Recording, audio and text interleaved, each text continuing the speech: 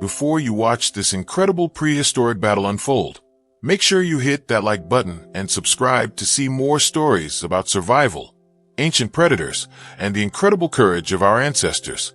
You won't believe what happened when this early human encountered one of the most dangerous predators that ever lived. There was a time, millions of years ago, when the world was dominated by creatures that would terrify modern humans. When predators roamed the land that were perfectly designed to hunt and kill anything in their path. This is the story of Tom, a prehistoric man who lived in South America 8 million years ago. Tom was a member of the Australopithecus species, our ancestors from long before modern humans.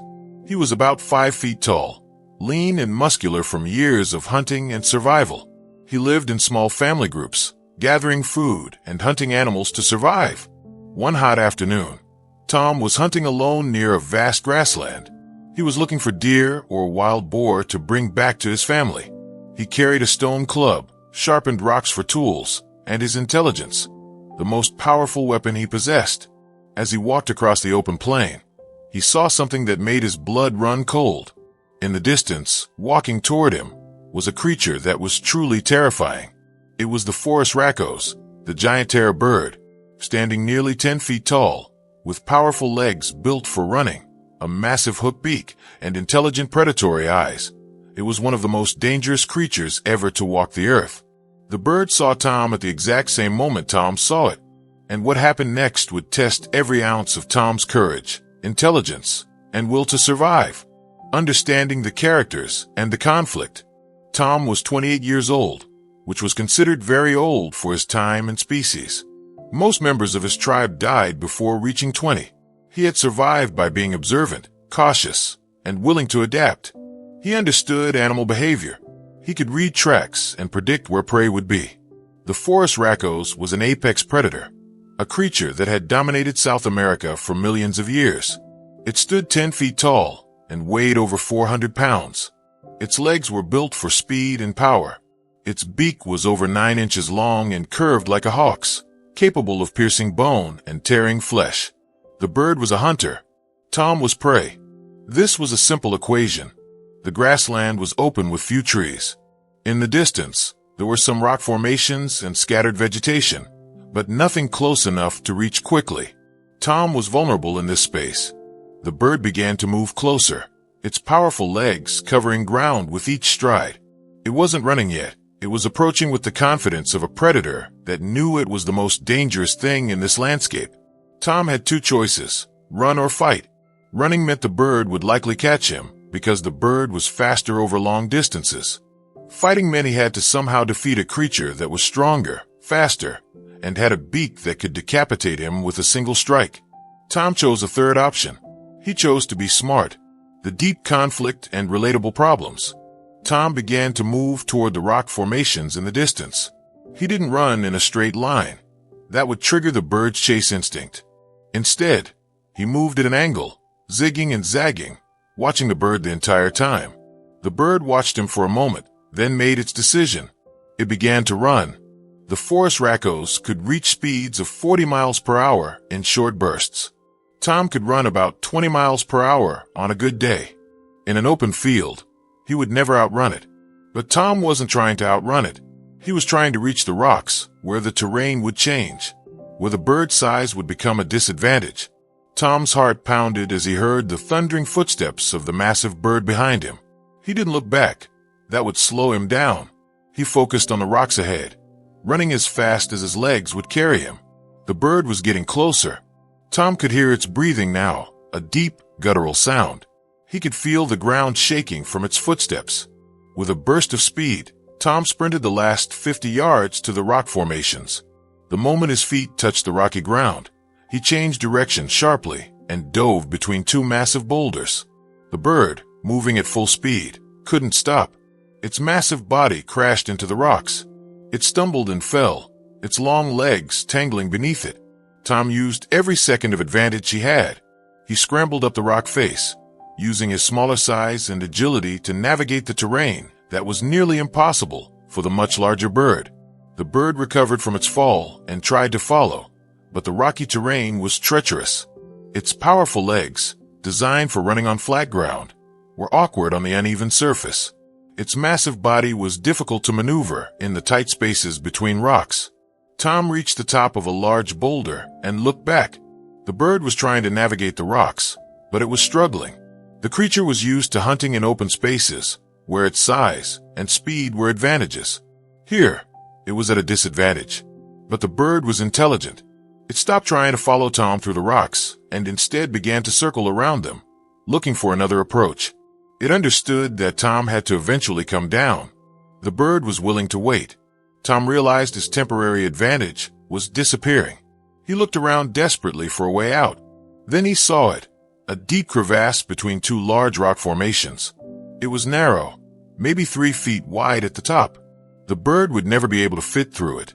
Tom took a running start and jumped across the crevasse, landing hard on the other side. He rolled and scrambled to his feet. The bird appeared on the other side of the crevasse and stopped. It couldn't jump. Its anatomy didn't allow for that kind of movement.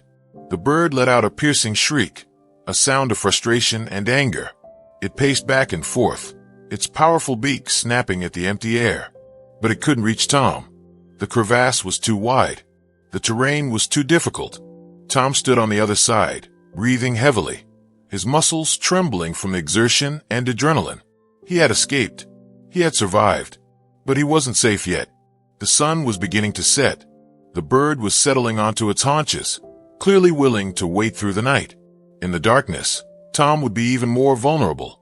Tom began to move deeper into the rock formations, putting distance between himself and the bird.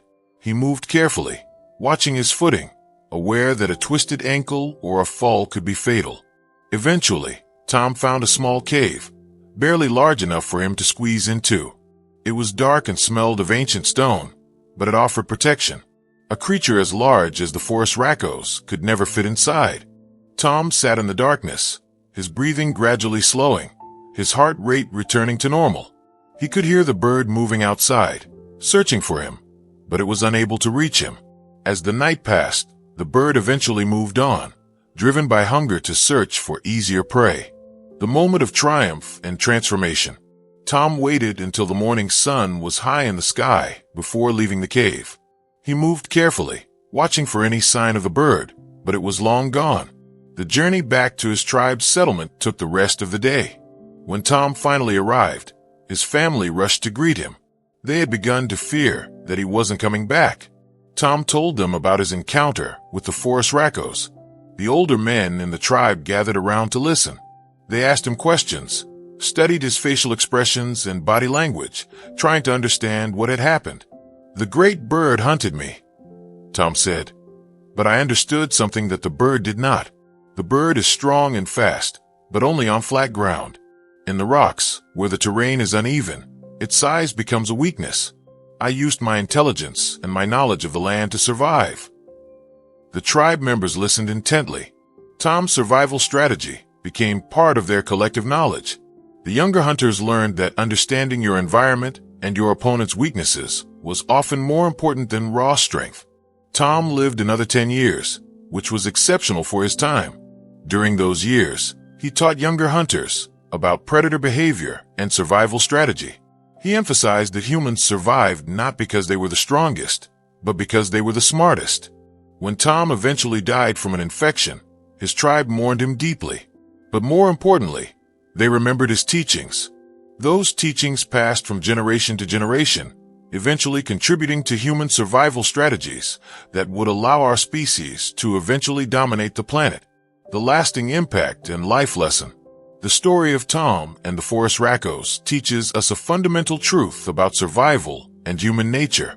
Intelligence and adaptability are more powerful than raw strength or size.